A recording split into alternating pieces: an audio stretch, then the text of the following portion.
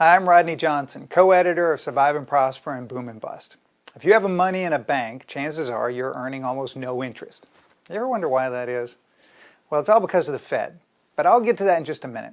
First, I want to tell you where a lot of the money you're not earning is going, and it's a story about foreclosed homes. For years, we've been talking about all the homes that have been foreclosed on and are now held by banks. Now, there are millions of these units simply sitting in inventory going nowhere. Our view was that eventually these homes would be sold, leading to a flood of homes hitting the market, which would spark the next down leg in housing prices. After all, what's a bank going to do with an empty foreclosed home? They're going to sell it, right? Not exactly.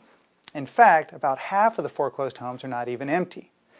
RealtyTrac just reported that 47% of all bank-owned foreclosed homes are currently occupied by, wait for it, the previous owner. Chances are this person's not even paying rent, they're just asked to keep the home in working order.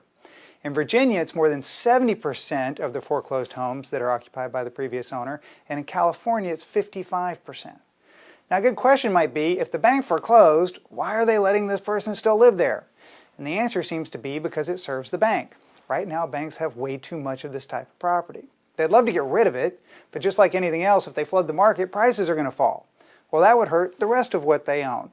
And it would also hurt their mortgage business. So they starve the housing market of new inventory by holding back these foreclosed properties. That's the reason it's called vampire real estate. They're sucking the life out of the housing market. But that's only half the story. Where do they get the money to do all this? And the answer is from savers. The Federal Reserve sets the interest rate at which banks can borrow from each other. It's called the Fed funds rate. Today, the Fed funds rate is 0 to 0.25%. This is the rate that drives everything else. It drives savings accounts, money markets, short CDs, the whole lot. Now, a quick check of Bank of America shows that they're paying 0.01% interest on all savings accounts, no matter the balance. They're paying nothing. Now, keep in mind, this is the case even though inflation is running 1.5%. At the same time, banks are using our deposits to make loans and buy securities.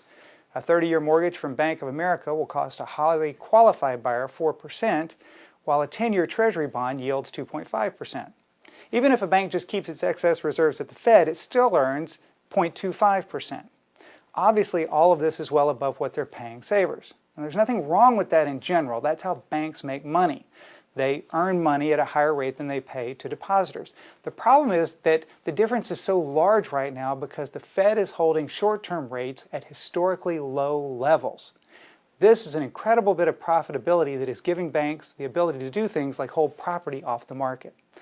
Higher profits are flowing to banks, mortgage-free living is enjoyed by owners that were foreclosed on, and all the while we're seeing ourselves as savers be drained of assets. Vampire monetary policy is killing the savers, while vampire real estate is killing housing. Thank you.